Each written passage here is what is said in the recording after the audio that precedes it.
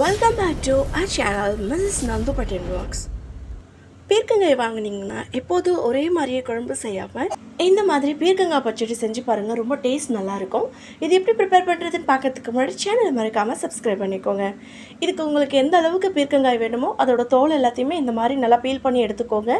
இந்த மாதிரி குட்டி குட்டியாக க்யூப் ஷேப்புக்கு கட் பண்ணி வச்சுக்கோங்க.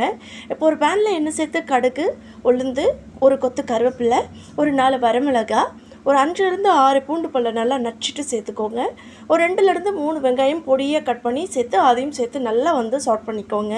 அண்ட் வெங்காயம் வதங்கிறதுக்கு எப்போதுமே கொஞ்சம் உப்பு ஆட் பண்ணிங்கன்னா சீக்கிரமாக வதங்கிடும். இந்த ஸ்டேஜில் 2 மீடியம் சைஸ் தக்காளியை பொடியாக சாப் பண்ணி வச்சுருக்கேன். அதையும் இது கூடயே சேர்த்து நல்லா வதக்கிக்கிறேன்.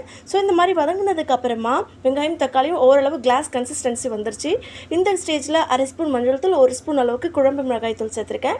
நீங்கள் ரெட் சில்லி பவுடர் இருந்தாலும் சேர்த்துக்கலாம், கரம் மசாலா இருந்தால் கூட சேர்த்துக்கலாம். ஸோ மிளகாய் தூளோட பச்சை வாசனை போனதுக்கப்புறமா நம்ம கட் பண்ணி வச்சுருக்கிற பீர்க்கங்காயும் இது கூட சேர்த்து நல்லா இந்த மாதிரி மிக்ஸ் பண்ணிக்கோங்க. இந்த ஸ்டேஜில் 1 கப் அளவு நான் தண்ணி சேர்த்துருக்கேன். தண்ணி கொஞ்சமாகவே சேர்த்துக்கோங்க, ரொம்ப அதிகமாக சேர்க்கணும் அவசியம் இல்லை. இப்போ ஒரு 10 மினிட்ஸ் நல்லா மூடி வச்சுட்டேன். ஸோ பீர்க்கங்காய் பார்த்திங்கன்னா நல்லா வேக ஆரம்பிச்சிருச்சு. ஸோ இது நல்லா வெந்ததுக்கப்புறமா ஒரு மேஷர் வச்சு இந்த மாதிரி நல்லா நான் அந்த மாதிரி மசிச்சுக்கிறேன். இப்போ ஒரு 1/4 கப் அளவு பாசிப்பருப்பு நான் ஆல்ரெடி வேக வச்சுருக்கேன். அதையும் இந்த ஸ்டேஜில் நான் சேர்த்து இந்த மாதிரி நல்லா இந்த மாதிரி மசிச்சு விட்டுக்கிறேன். ஸோ பருப்பும் பீர்க்கங்காயும் நல்லா மசிய ஆரம்பிச்சிருச்சு.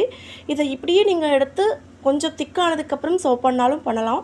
அப்படி இல்லைன்னா கொஞ்சம் தேங்காய் எண்ணெயில் கடுகு, கருவேப்பிலை, வரமிளகாய் போட்டு மறுபடியும் தாளித்து இது கூட சேர்த்து அந்த மாதிரி கூட நீங்கள் சர்வ் பண்ணலாம்.